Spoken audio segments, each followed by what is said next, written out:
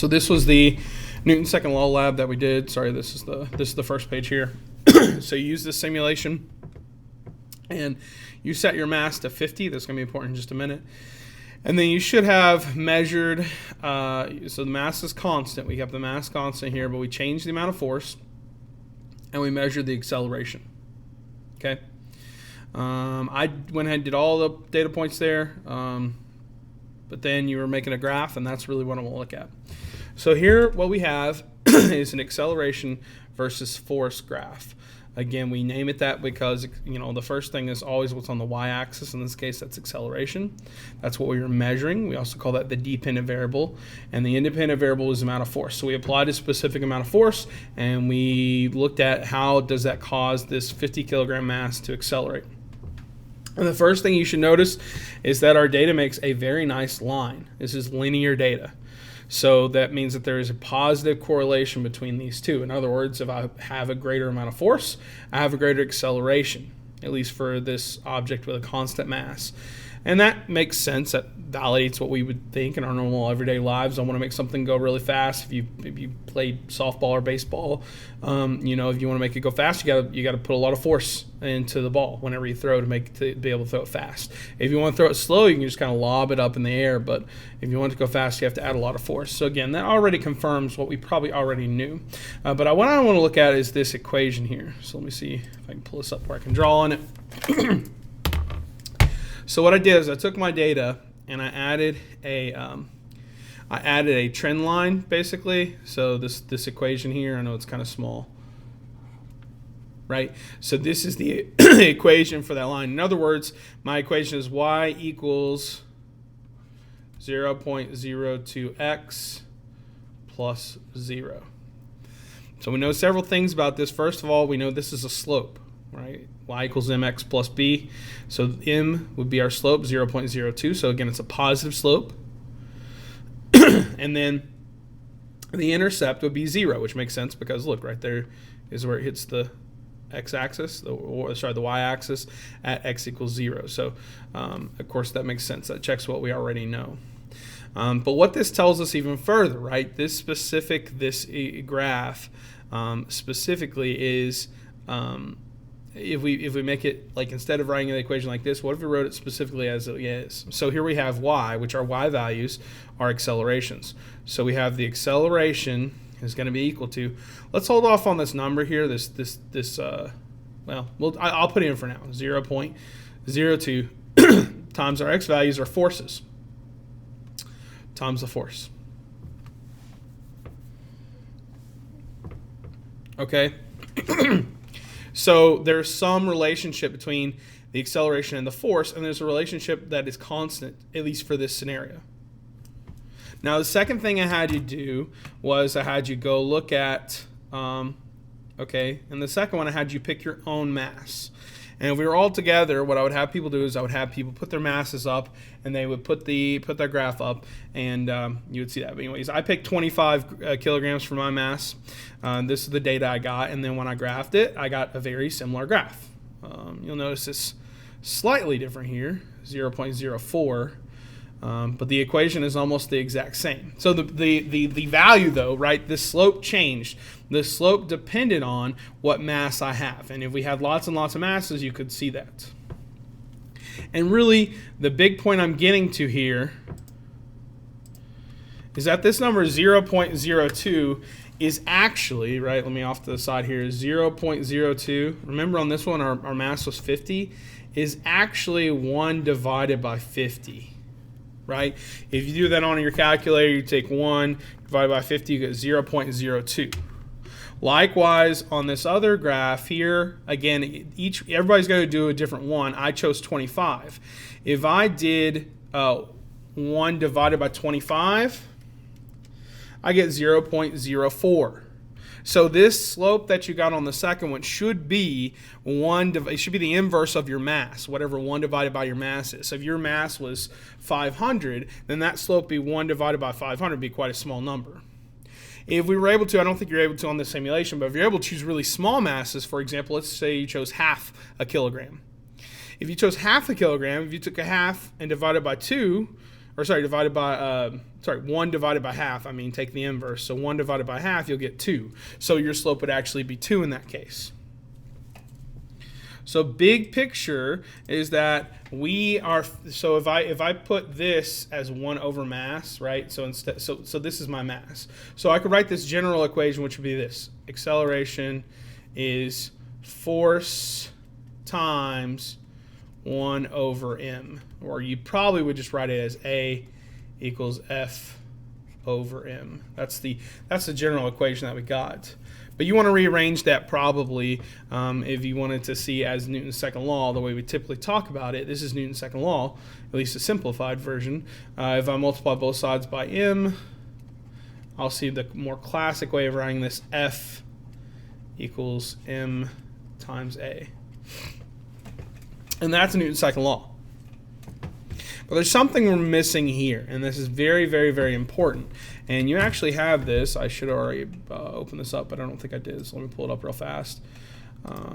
If you looked on Newton's first law of motion, and it should be on the second law of motion too, this PowerPoint here where we've got several of our different ideas here, you'll notice that we have here Newton's second law, which again, that's what we found in that lab. So Newton's second law just simply means that there's a relationship between the mass and the acceleration and the force. Specifically, the net force is what we're going to be talking about here, but the net force is going to be equal to the mass times the acceleration for any given object, and that is Newton's second law. And so you're going to do a little bit of practice with Newton's second law. We're going to do it together in just a minute. Really, Newton's second law is more important in a lot of ways than Newton's first law, because it has all of the same information in it, right? Because remember, Newton's first law back here, an object at rest stays at rest till acted on by net force. An object in motion stays in motion till acted on by net force.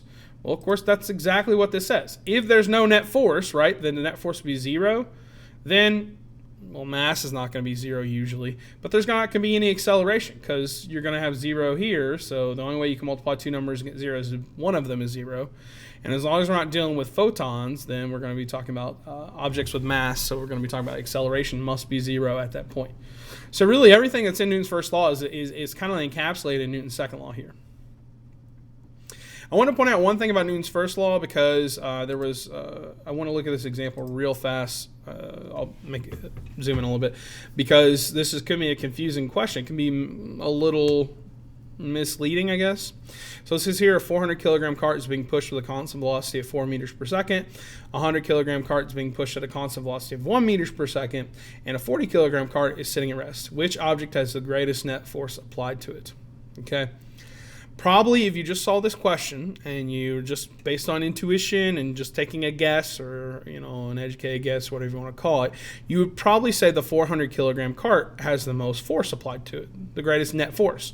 Because, hey, it's pretty heavy and it's moving the fastest. So it'd be natural to select that. But you would be wrong. Because if we say which object has the greatest net force applied, they all have the exact same net force, that net force being 0, because none of them are accelerating. Remember, Newton's first law says an object in motion. This is kind of backwards, because in our everyday life, we know if I push something, it's going to slow down and stop eventually. But, that's only because there are other forces involved, because there is a net force on that object slowing it down. We call that friction, and we're going to get there later. But point is, if I'm talking about these objects here, right, in this idealized version where there's no friction, right, then that cart should just keep moving at that same speed forever. And in this case here, the 400 kilogram cart has 0 net force being applied to it. Now, obviously, a force is being applied, but there's another force pushing back, that friction, so they're basically going to be equal. And so you can have two opposing forces, right? You have two opposing forces that cancel each other out because they're vectors, so the direction matters. And you'll see that in just a second. So we have these forces, they could potentially cancel out. But the point is, don't just think, if an object is moving, a force is being applied, because that's not true. Only if an object is accelerating can we say a force is being applied. And when we say accelerating, remember, we talk about the physics sense, where an acceleration can be speeding up. An acceleration can also be slowing down. And once again, an acceleration could be changing direction. If we have an object that's moving at the exact same speed, if it's changing directions, a force is being applied to the object to make that occur, even if it's moving at the exact same speed the whole time. So again, in this example here, all these carts have exactly 0 newtons of net force being applied to them. The last thing I want to touch out on Newton's second law before we look at our examples are the units of force. Okay, so when we look at units, remember we can derive the units just simply by using the equation. In this case, we have force is going to be mass times acceleration. So all we need to do is take the mass unit, which is the kilogram, multiply it by the acceleration unit, which is meter per second squared. So the real unit of force is called a kilogram meter per second squared, but that's kind of a mouthful. You know, and just like in real life, if somebody has a really long name, usually you come up with a nickname. For example, the longest English word is pneumono-ultramicroscopic silicovolcanoconiosis. Well, it's kind of annoying to say pneumono-ultramicroscopic silicovolcanoconiosis over and over again, so instead we come up with a nickname for it. We call it black lung disease. Well, here, instead of saying kilogram meter per second squared over and over and over again, we come up with a nickname for it, and we call it the Newton. And I didn't set this up where I could write on it, so I probably should do that. But so this unit of force, we're just given a nickname. We call it the Newton. And we symbolize it just as a letter N, usually capitalized N. At least that's the way I usually do it. Okay, so that again is just a nickname. The actual unit of force is a kilogram meter per second squared, but we call it a Newton. And you'll see that a couple more times, before this trimester is over. There's some practice problems there that you can look at, and I'm happy to go over those with you at some point if you have questions, or I can do it after a lecture here if you want. I did come up with a few I wanted to look at together, though. Let's do this one first. It says, a box has a mass of 20 kilograms. It's pushed to the right with a force of 20 newtons and to the left with a force of 10 newtons. What is the acceleration of the box? So I'm going to draw what's called a force diagram. I recommend drawing these, especially if you're stuck on a problem. They can be quite useful. So I'm just going to draw a box here. And I'm going to draw 2 forces. It's pushed to the right, so I'm going to draw this vector here with a force of 20 newtons, and to the left with a force of 10 newtons.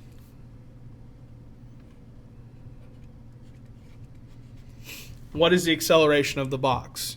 So we can use Newton's second law to do this, right? In fact, it's quite easy to find acceleration because we just have F net equals mass times acceleration. So if you want to get acceleration by itself, you would divide both sides by mass.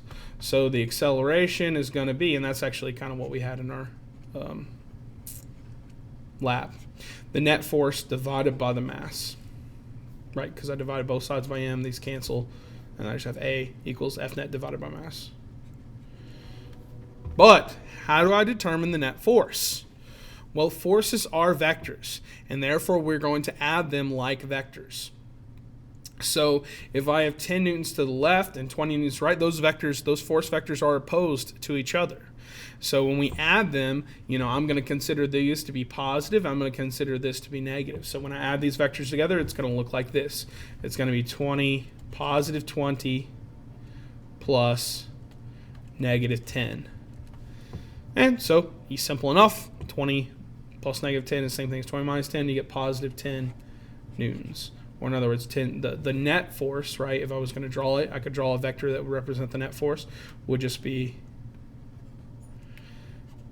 this right here, 10 newtons to the right. So again, adding vectors is something we did previously. It's something we're going to continue to do. So again, 20 newtons to the right plus 10 newtons to the left is 10 newtons to the right. So now I can figure out the acceleration quite simple, right? The acceleration is just going to be the net force is 10 newtons divided by the mass was 20 kilograms.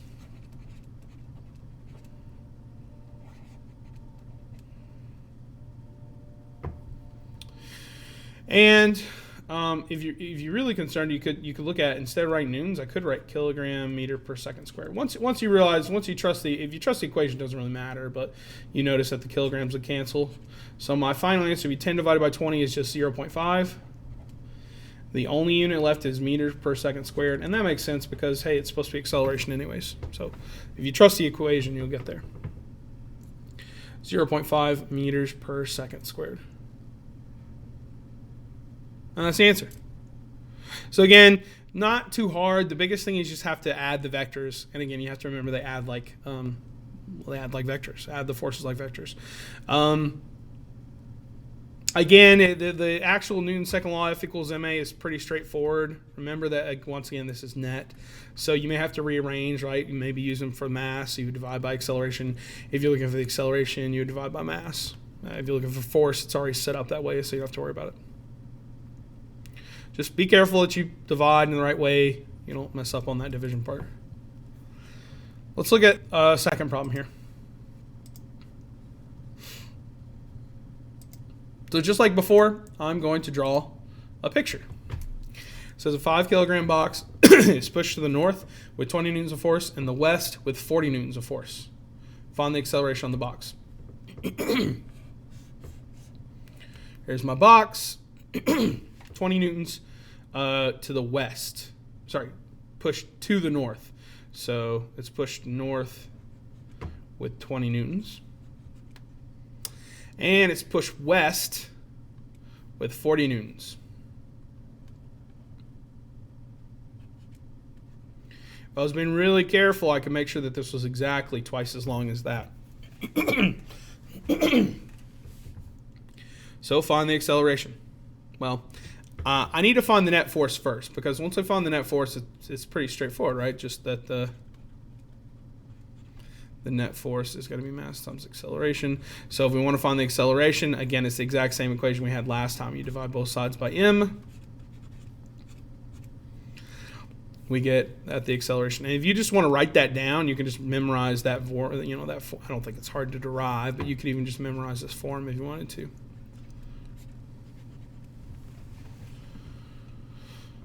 Okay, so the problem is here we need to find the net force. Now, these two vectors here, right, these two forces, they are not parallel or perpendicular, or they're not in the same direction, right? It's not like last time where I could say, well, the one's positive, one's negative. I could do that, but that's not really going to help me here because they're not in the same direction. So how do I add vectors that are not in the same direction? Well, remember that we can add them using the Pythagorean theorem, right? Because what we really want to do is if we were doing our vector addition like we had done graphically previously, right? If you're doing that vector addition, what I would really want to do graphically is I would redraw this vector over here. Sorry, they ran into each other there. And then my resultant, or my answer, or my net force would be that vector right there. Well, I didn't draw it very well, but you can clearly see this is a triangle. Specifically, it's the hypotenuse, where this side is 40, that side is 20. So then, I can use, how do I find the hypotenuse when I have a right triangle? Well, I can use Pythagorean theorem. That's exactly what I have to do. So the net force is going to be, so this side here, let's just call it C for the Pythagorean theorem's sake.